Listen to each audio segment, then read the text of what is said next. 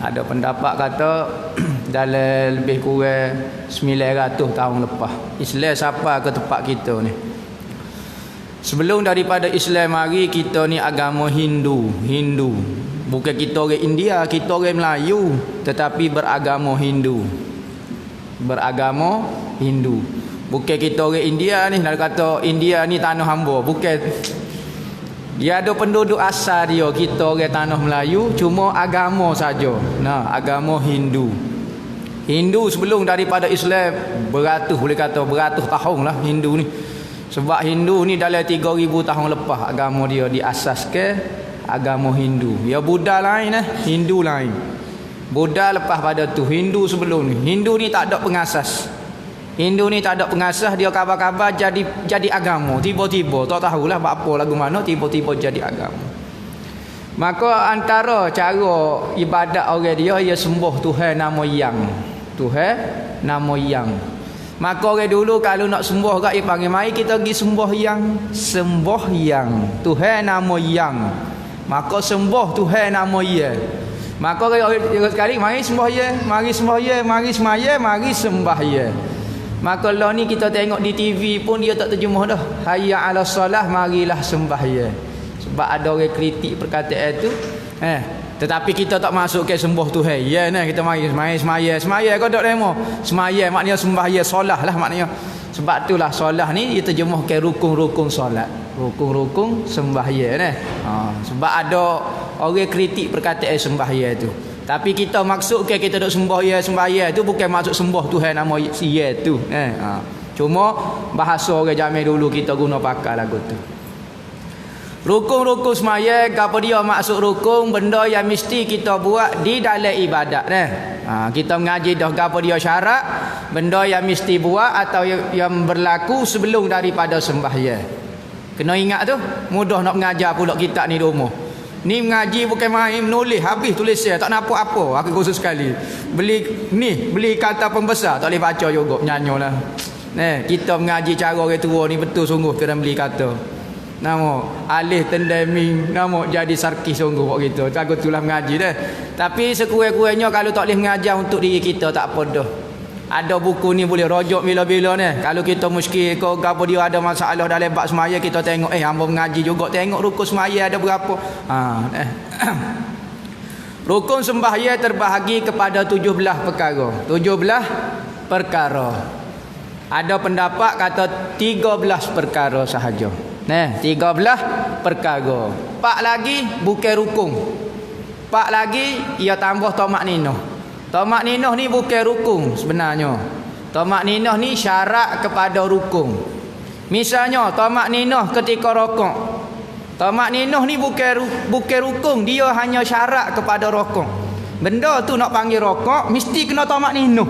Maka tamak ninah tu sendiri bukan rukun. Sebab itulah pendapat hak muktamadnya, hak kuat dalam mazhab kita, rukun sembahyang ni ada 13 sahaja.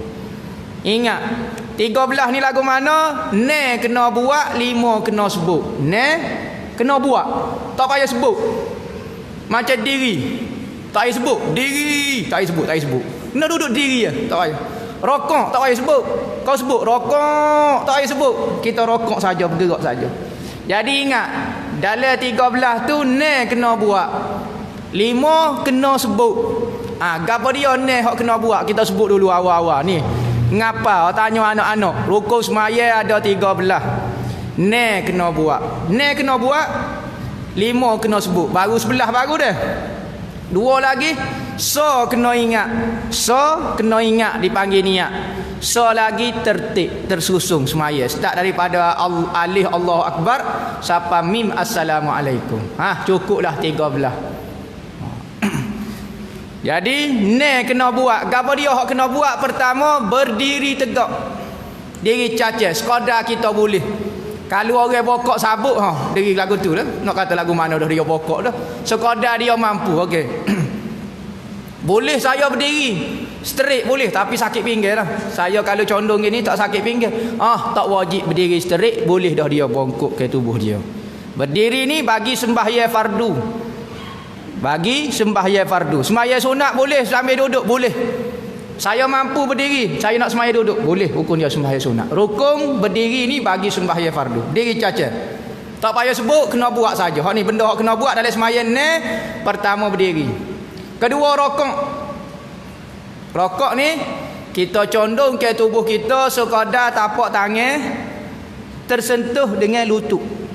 Tak wajib kita setuh lah. Tak wajib kita setuh dengan kita nak buat gayuk gitu boleh. Tapi nampak pelik lah jadi duk gayuk lagu tu. Tapi sah semaya. Sah semaya ni. Maknanya kalau kita letak tapak tangan ni siapa di kepala lutut. Ha tu dipanggil rokok. Ha gitu. Molek sterik. Lepas pada rokok iktidal. Berdiri semula. Lepas pada iktidal sujud. Sujud ni maknanya meletak ke tempat kita sujud tu 7 anggota. Kaki ni paling kena tekan lah. Biar setuh sikit. Bating anak jari kaki tu biar setuh. Jangan duk coking lagu ni nah. Semaya coking lagu ni. Tak sah. Kena tekan. Paling kurang sah jari tak apa dah. Ibu kaki ko biar kena. Paling kurang nah. 2 kaki. 2 lutut. Kena letak. 2 tapak tangan. 1 dahi.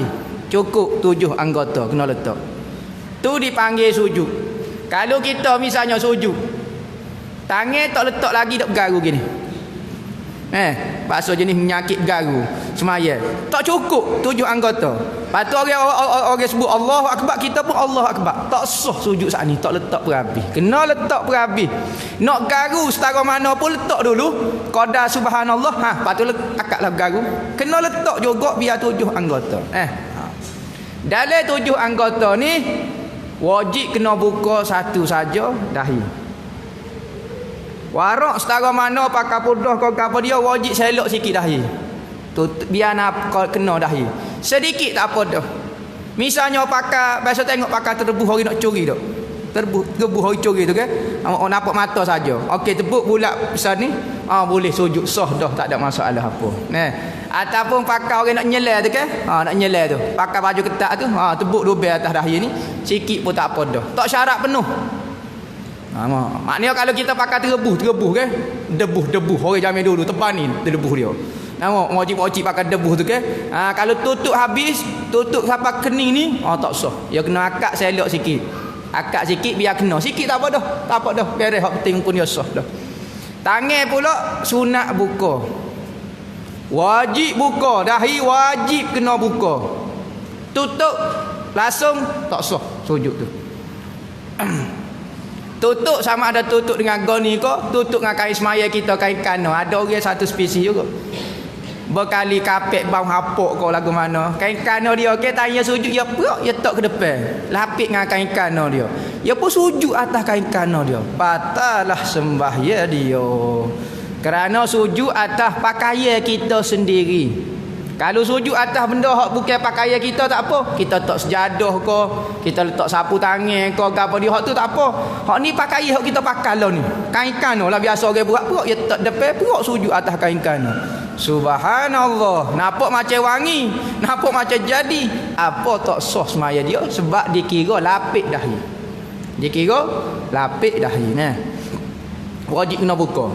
Tangan sunat buka. Jangan solo atas kain kano. Maknanya biar sejadah kita ni kita solo kat luar ni biar setuh dengan sejadah.